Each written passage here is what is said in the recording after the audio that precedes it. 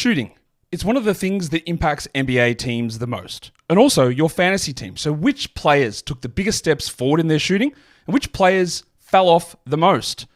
Was one of them Michael Bolton? Thanks, Josh. It's Michael Bolton here, and it's time for another episode of the Locked On Fantasy Basketball Podcast. Let's get to it. Let's get to it, indeed. You are Locked On Fantasy, your daily NBA fantasy podcast. Part of the Locked On Podcast Network, your team every day. Hello and welcome to the Locked On Fantasy Basketball Podcast, brought to you by Basketball Monster. My name is Josh Lloyd and I am absolutely exhausted. I took on a second job cleaning the bed sheets at the Olympic Village. I'm also the lead fantasy analyst at basketballmonster.com, and you can find me on Twitter as always, at redrock_bball, on Instagram at Locked On Fantasy Basketball. I forgot TikTok. It's at redrock_bball as well. We went out of order because why not? Today's episode is also always brought to you by GameTime. Download the GameTime app, use the code LOCKEDONNBA for $20 off your first purchase. Terms apply. Thank you also for making Locked On Fantasy Basketball your first listen every day. We are free. We're available on all platforms. Thumbs, bangs, comments, audios, videos, do all that. It's great. Participate in the live chat as well.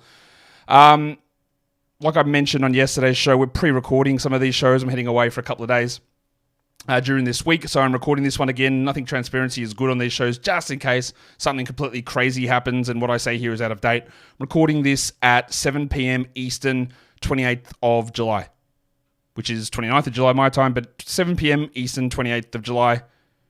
Major League Baseball trade deadline still hasn't passed, but lots of deals going down. Olympics just started. That's where we're at.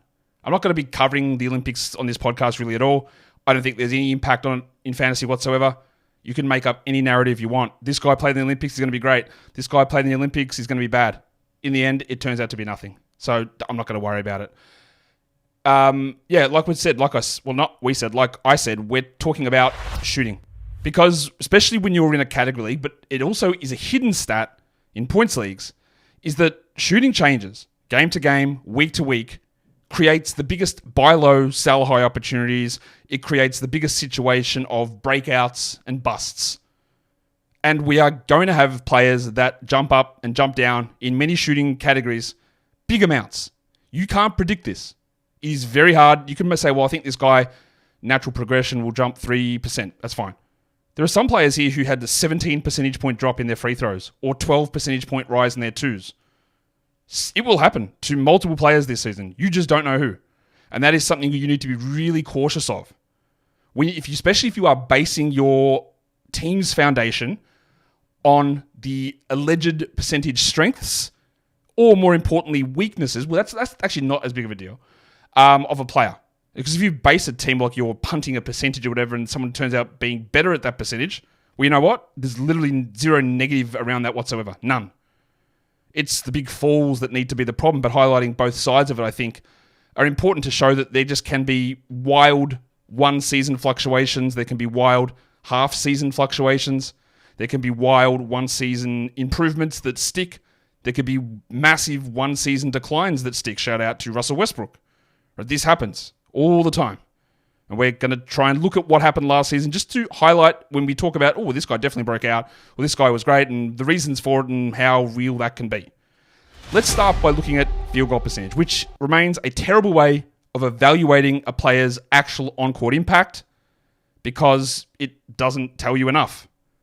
It doesn't take into consideration the added weight of three-point shots, but it is the rudimentary stat. It is the stat that we use in fantasy and I think will forever use, as bad as it might be. So we need to take a look at those players who did see those big changes in their overall field goal percentage. So who were the big improvers in field goal percentage? Isaiah Hartenstein jumped up almost 11 percentage points. Now, there were other guys who saw bigger changes like Scottie Pippen, Vince Williams, but they were coming off a base of not playing at all. So I'm not going to include those sort of players in these analysis, like John Isaac, Trey Mann. They had some pretty big jumps up, but they were coming off never playing the year before. Hartenstein up almost 11 percentage points. We know that he had a down year the year before with some of his efficiency stuff and the Achilles injury. This isn't to say that Hartenstein can't stay at this high field goal percentage, But it is worth monitoring or worth noting that a large reason why he was able to get the contract he got and the reason why we loved him in fantasy was an absolutely gigantic jump up.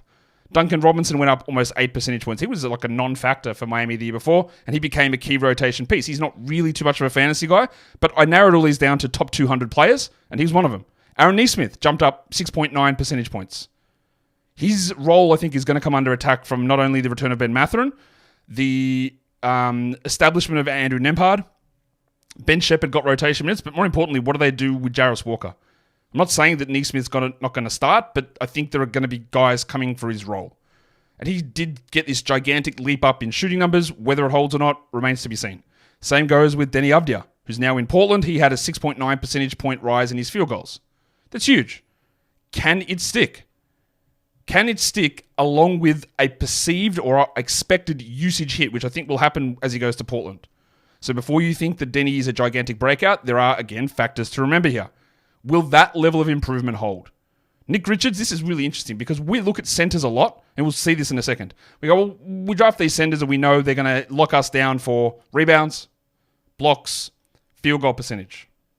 And you know one of the key tenets, I have a lot of tenets, you know the stone tablet that I'm going to get made eventually with it all chiseled in about the things we look at, is that you can be absolutely elite in a category and you could lose 10% of your production and still be really good, but it completely alters the way that you view a player for fantasy.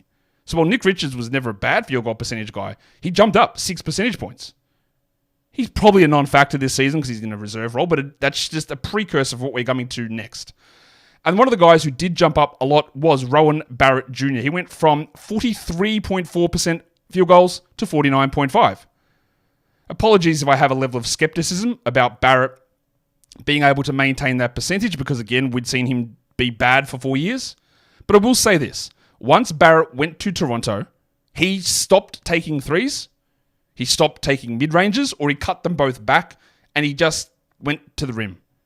And if he's going to maintain that shot diet, well, a continued improvement in his... I don't know why the screen's gone black here.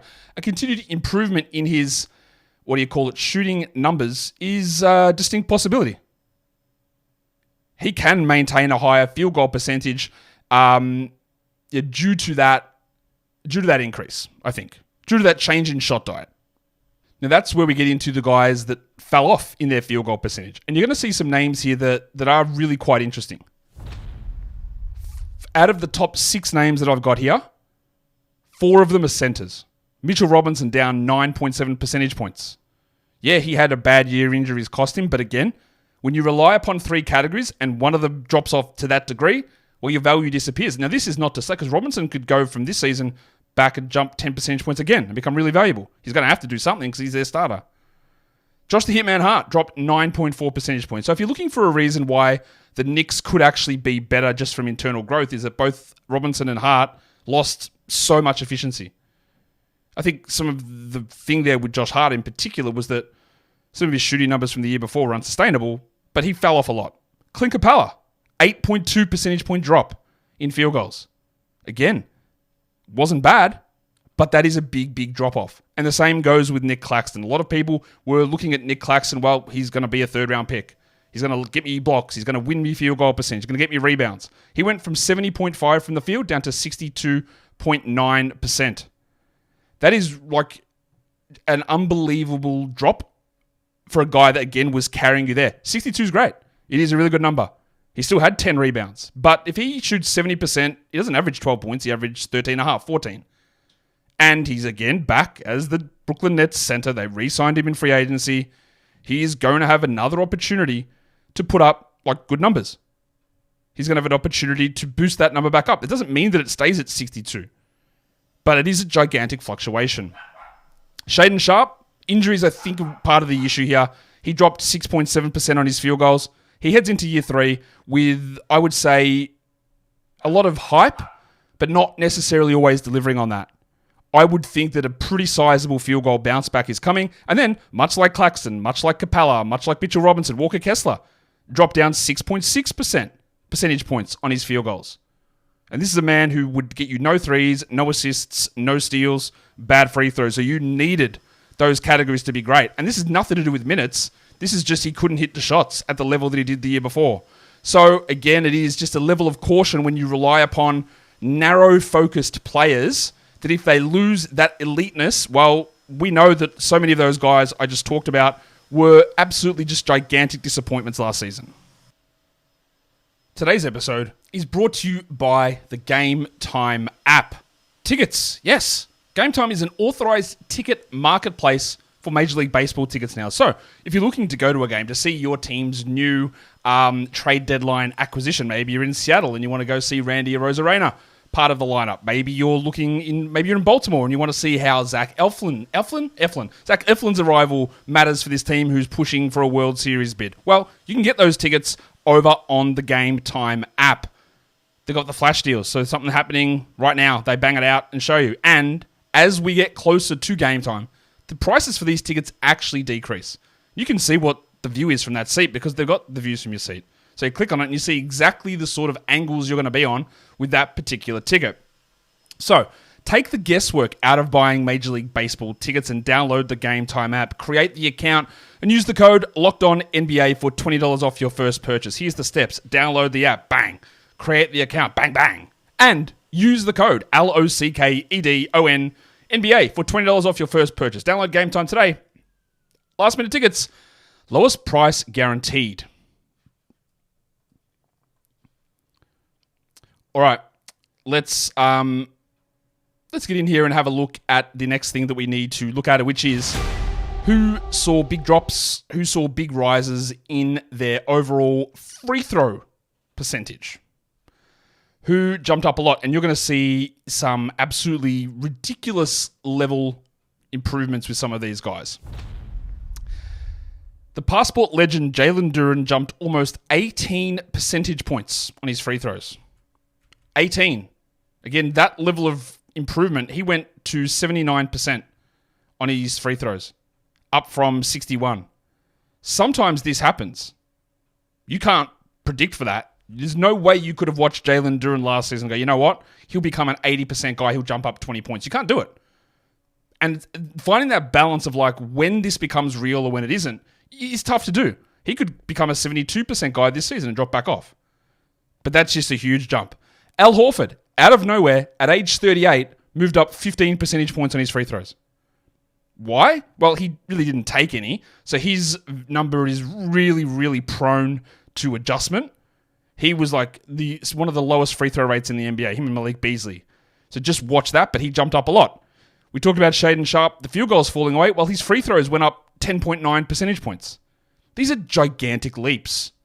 And one of the ones that's really, really intriguing is in New Orleans, and we've heard about it all off season, that Fred Vincent has left the Pelicans to go to the Detroit Pistons to try and fix some of their shooters. And we've got some of the great examples of the work that Fred Vincent did in New Orleans because Herb Jones was able to take a absolutely massive step forward, and not only in free throw percentage. We all know that free throw percentage, especially coming out of college, can be an indicator of shooting proficiency. Herb didn't come in as a good free throw guy, but was able to work really hard and turned into like an 87% free throw guy, up from 76 the year before. That's 10.3 percentage point increase. 86 seems like a really high bar for Herb to be able to hold, and I don't think we should necessarily expect that. But when you're looking at his numbers from last season, and you see all these massive leaps in shooting, that should, especially when it's tied with 3-point shooting and free throw shooting improving together, that should give you an idea of maybe he's figured some of it out. Whether that holds with more volume, I don't know. But those things all improving together does give you a pretty good idea that there has been some work that has led to more significant and hopefully permanent changes. One of the big breakouts was Jalen Johnson this season as well. He moved up 10 percentage points on his free throws. He was coming from a very low base, and as the season wore on, if you look at his splits, the free throws continued to drop off. So he was able to push it pretty high up, considering where he came from, up to 73% for the year.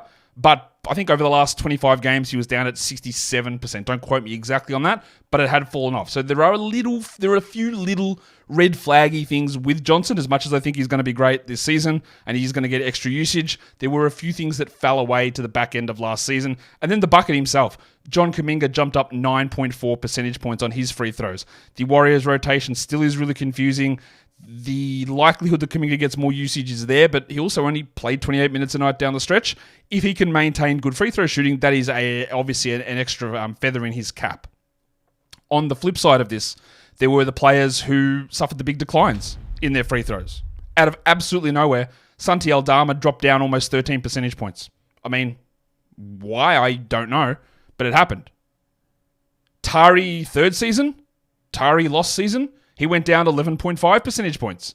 I think that Eason can get that back over 70, but for as much as everyone froths this guy, and I do like him, I think some of the love may have gone too far, the role for minutes is a little iffy, and we need to see which direction this shooting goes, because that's a big drop.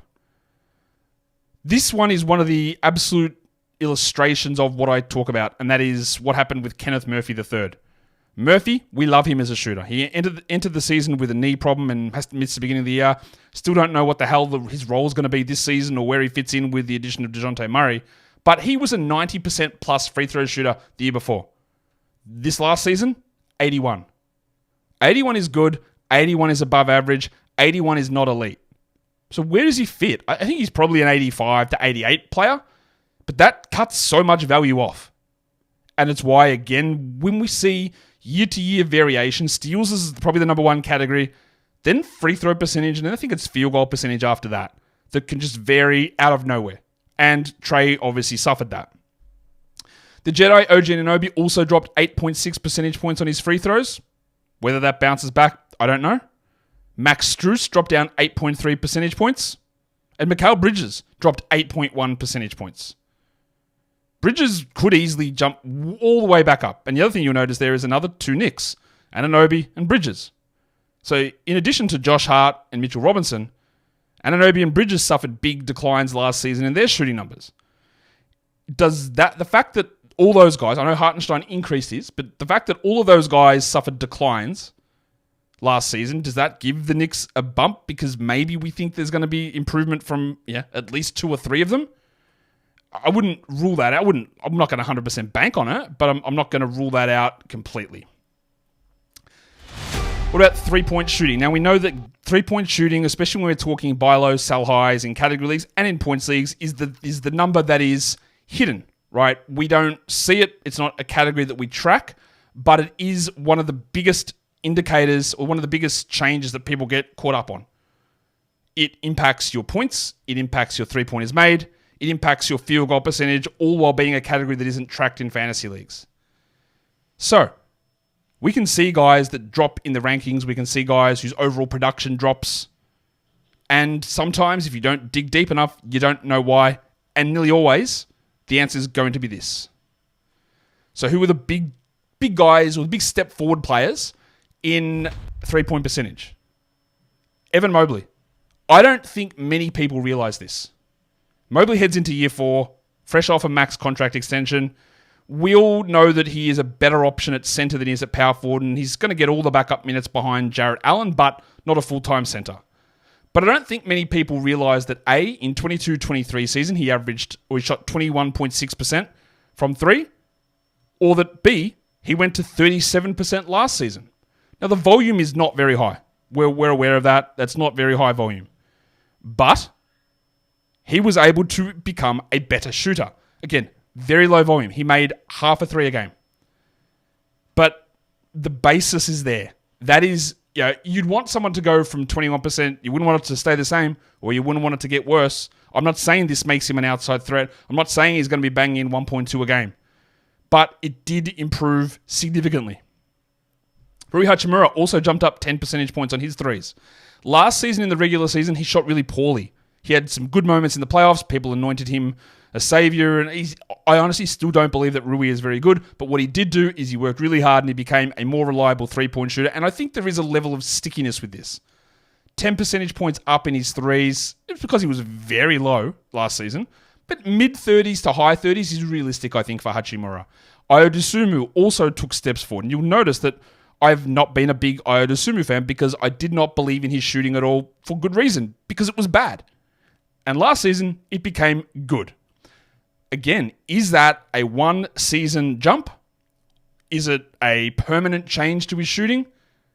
We'll have to find out. But when we see big jumps, 9 percentage points, we have to have a level of skepticism and go, maybe, maybe not. This doesn't mean that he is locked in at this level. The same goes for Hachimura. The same goes for Mobley. Really interesting on this list is two really old guys. Draymond Green and his father figure LeBron James. Both jumped up 9 percentage points. I would be pretty skeptical of Draymond being a continued shooter at this level. I'd also be pretty skeptical that LeBron has now become a consistent 40% three-point shooter. In fact, I'd probably put both of those guys, Draymond more so, down significantly from where they were last year. And then, like we talked about in the free throws, Herb Jones jumped up 8.2% on his three-pointers. That is absolutely, completely notable. He went to become a 42% three-point shooter. Again, I don't think he's a 42 guy, but as a 38 guy with a coexistent, probably not the right word, improvement in free throws, that gives us, or should give us, really strong level of confidence that that we're in this spot where he can be, I guess, relied upon for his improvement in his shooting. Let's put it that way.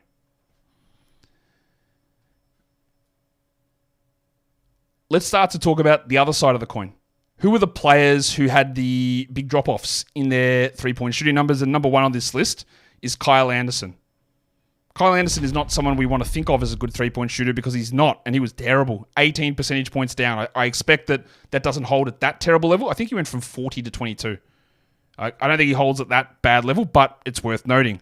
Yusuf Nurkic dropped almost 12 percentage points on his threes. He shot 24.4%.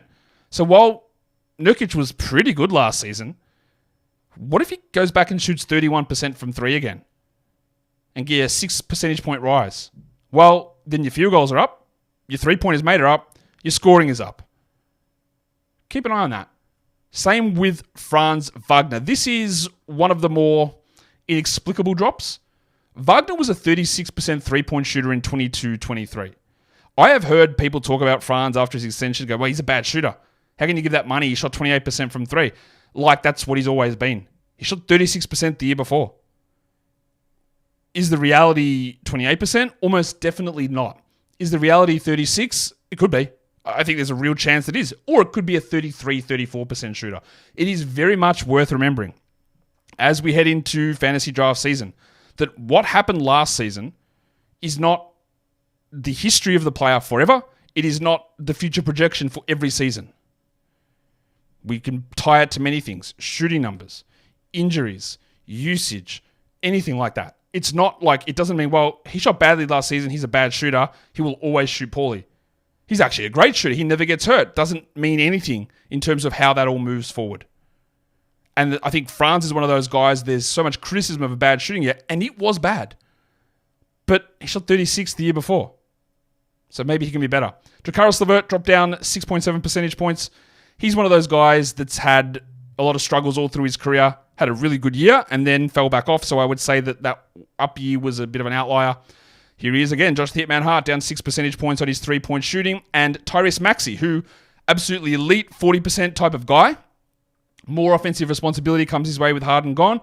Percentage drops down. Now, you could easily formulate an argument that with Paul George arriving, taking some of that offensive load, that Maxey's usage might drop, but his three-point numbers might go up. It doesn't always work that way, but it is worth monitoring. And he was also a terrible shooter first year in the NBA, and even at Kentucky, his three-point percentage was really low. So while he had two really strong shooting seasons, he did fall off. And like I say, we have to always be careful that we don't just say, well, this has happened, therefore that is who he is. There's always going to be levels of fluctuation in all of this. Let's take a look at who suffered big drops in their two-point percentage. Again, one of the categories that isn't covered. It's not probably as impactful as when we talk about the three-point shooting numbers, but it is something that, again, doesn't get looked at because it's all mixed into field goal percentage. Al Horford. Talked about him taking these big steps forward in his free throws, and he did, but also his two-pointers went up 12%. I think some of that, or a lot of that, is the fact that he didn't play as much next to Porzingis. He played a lot of center, but also just a season where he took a big step forward. He went up from 54% from two up to 66% from two at age 37. Tie that in with the gigantic leap in his free throw numbers, and it made for a really good year, even though the minutes were well down. Now, his minutes are going to have to go up this season because Porzingis is out to begin the year. But does all of that shooting production hold? I think, again, we have to have a heavy dose of skepticism. We talked about Aaron Neesmith's field goals rising. Here's why. Almost 9 percentage points up on his twos. Trey Jones was up almost 8 percentage points on his twos. He was a really poor shooter year one, stepped it up last year, and now he's in a role where, honestly, if Chris Paul's the starting point guard, and as many of you believe, Steph Castle's the backup, well, Trey Jones plays 0 minutes. Now, of course, I don't think that's going to happen. I think Trey Jones and Chris Paul are going to handle probably 48 minutes of point guard, and Castle is going to play as not a point guard. But I don't know. We will see what they end up doing. Isaiah Hartenstein, 7 percentage points up on his twos. I think Hartenstein's 22-23 season was the outlier, and he is just this efficient. But again, I'd be negligent if I didn't explain to you that he suffered, or his value rose because of big shooting changes. And then Lou Dort, who, again, I have been very critical of his offensive game because it had been horribly inefficient. This last season, it improved in a big way. He was one of the worst rim finishers in the NBA in previous years. Midwest Dillon Brooks really took his step forward and jumped his twos up 6.5 percentage points. I'd like to believe that is real. I am a little skeptical at this point, but what he did do is he reined in some of the bad tendencies, he reined in some of the bad shot selection, and the shots went in, and that enabled him to have a much better year. On the other side of it, who fell away on their 2-point shooting? I don't think you would have noticed that Naz Reid dropped almost 12% on his twos. 12% for Naz Reid. Everyone loves Naz Reid. He's one of those players that gets a lot of hope. There is a lot of insane talk about Naz Reid. There was insane talk about Naz Reid in the playoffs. Or they should just bench Rudy Gobert and play Naz Reid. Cool. Reid was getting cooked way worse than Gobert. I'll move on from Towns and start Reid. There is a gigantic overvaluation of what Reid does. Very good. Really strong player. Gone from undrafted to becoming a starter caliber player is an awesome effort. But let's be honest, he's a center that shot under 48% from the field. He shot 54% from two, down from 65. You got to be better than that. The season before, 22-23, was the only year that his two-pointers had actually gone over 60%.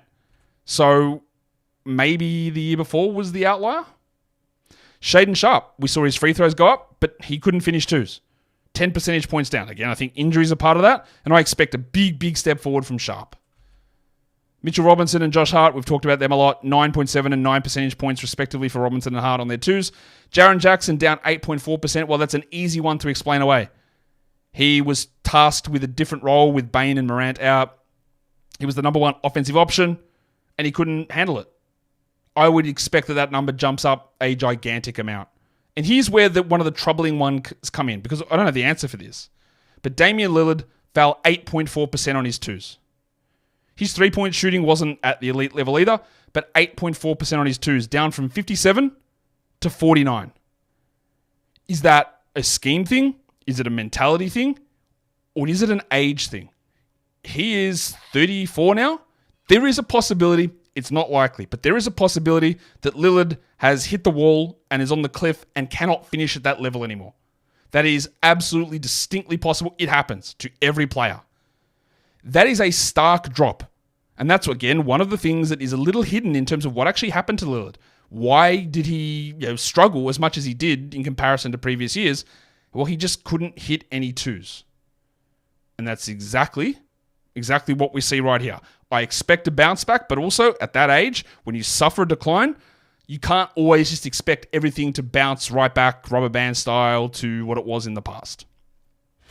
Lastly, let's look at changes in true shooting percentage. If you don't know what true shooting percentage is, it's just a metric that takes into consideration all forms of shooting. 2-point shooting, 3-point shooting, free throw shooting. So for us, in terms of just the overall fantasy impact, it's not a category, but it can give you an idea if someone's had a rise through everything or a fall in everything. Just an all-encompassing type number.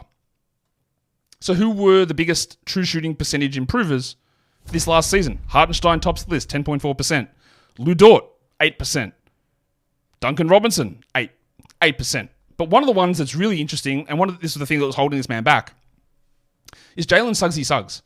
He had a true shooting rise of 7.5 percentage points from 53%, which was below league average, to 60% true shooting, which is well above league average. Suggs is an all-defense level guard. He established himself as a strong starter, even though he didn't play huge amounts of minutes last season. What will be the interesting thing here is this shooting improvement, 47 and 76 from the field and from the line, and said true shooting at 60, which is well above league average. Does it hold? Because the defense will hold. But if that shooting doesn't hold, then the Magic have got some other discussions they need to have about what they're actually doing at that position. But that is a big jump forward. Rui Hachimura, he went up 7 percentage points, as did Malik Beasley, up 7 percentage points. Beasley's role in Detroit remains to be seen. Hachimura's probably going to start. The only time I would consider drafting Hachimura for the Lakers is if I'm in a points league that's like 14 teams. He's not a good category league guy. We have seen that year and year and year and year and year. And there's probably just not enough usage for him in points leagues either. But he did really improve that level of efficiency to make him a better option than he's been in the past. On the flip side, who saw their shooting drop? Well, you know who the top two are because we've referenced them already a lot, and they both play for the Knicks. Josh the Hitman Hart went 10 percentage points down, from 62.2 to 52.2. Now, if you were to poll people on Josh Hart, there's one thing that people would say, well, there's a couple of things people would say. Villanova, funny, plays a lot of minutes, great rebounder for his size, right? But the other thing they would, and then you say, okay, that's great. Is Josh Hart a good shooter? And people would say, absolutely not. So that little run that he had where he shot, especially unbelievably from 3, Portland, New York the year before, it fell way down. I would say he's closer to the 52 than he is to the 62 as a long-term player. And as a team that is likely healthy and brought in Mikal Bridges, I cannot see how Josh Hart is going to be a draftable player this season. Mitchell Robinson's down almost 10% as well. Austin Reeves, part of the appeal of Reeves was getting to the line a lot and also an insane 2-point percentage. It did not hold. He was down almost 7 percentage points. Kyle Anderson down 7. Clint Capella down 6.5. Not only did his 2-point percentage drop, but his free throws dropped from a bad level to a worse level. And then Nick Claxton, we talked about already. 6.2 percentage drop in his overall true shooting. That could come back up. But when you're working from a position of 70+% shooting, just keep an eye on Daniel Gafford, that any sort of drop reduces value to a pretty high level, and you can still be an elite finishing player at 65%, but that's not 72, 71%. So just keep an eye on those sort of things. And that, legends, is the end of the show. So, they're the guys that took the big steps forward, the big steps backwards. It's worth noting who did that, because sometimes we get obsessed with this guy was a third rounder, this guy was great on my team, but we don't know why. And then we can get sucked into, well, he was great, so I'm going to pick him again. Because half of the reason that we get breakouts of players is because of these unexplained drops or increases, and half the reason we get busts is because Mikal Bridges is because of just gigantic shooting percentage drops out of absolutely nowhere. And that's the sort of stuff that's really unseeable and can kill you in a fantasy league. And we just don't know when it's going to happen. But what I do know is going to happen is you're going to hit thumbs up on the video, you're going to subscribe, you're going to double bang, and you're going to catch me for the next one. Guys, we are done here. Thank you so much for listening, everyone. See ya.